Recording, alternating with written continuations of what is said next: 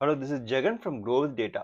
இந்த வீடியோல வந்து நமக்கு வந்து டெலிவரி டேபிள் குடுத்துருக்காங்க. அந்த டேபிள்ல வந்து ஒரு டெலிவரி ஐடி இருக்கு. அப்புறம் கஸ்டமர், அவங்க எப்போ ஆர்டர் பண்ணாங்க, எப்ப டெலிவரிய ஷெட்யூல் பண்ணிருக்காங்க அப்படிங்கிற 4 காலம் இருக்கு. ஸோ இப்போ வந்து ஆர்டர் டேட்டும், அந்த பிரிஃபர்ட் டெலிவரி டேட்டும் சேமா இருந்துச்சுன்னா, அது இம்மீடியேட் ஆர்டர். அன்னைக்கே டெலிவரி பண்றாங்க.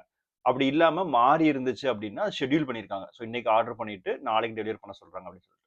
So நம்ம என்ன கேட்கறாங்க அப்படின்னா, அன்னைக்கு ஆர்டர் பண்ணியிருக்காங்க இல்லையா? இப்போ 6 ரெக்கார்ட் இருக்கீங்க. அந்த 6ல எத்தன வந்து இம்மீடியேட் ஆர்டர்? அந்த பெர்சன்டேஜ் ஆஃப் இம்மீடியேட் ஆர்டர் என்ன அப்படின்னு கேட்காங்க.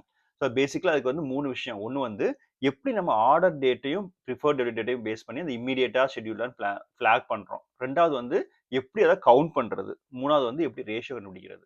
ஸோ அதுக்கு வந்து நம்ம கேஸ் ஸ்டேட்மெண்ட் வந்து ரொம்ப யூஸ்ஃபுல்லா இருக்கும். அது வந்து 2 விதத்துல பண்ணியிருக்கோம்.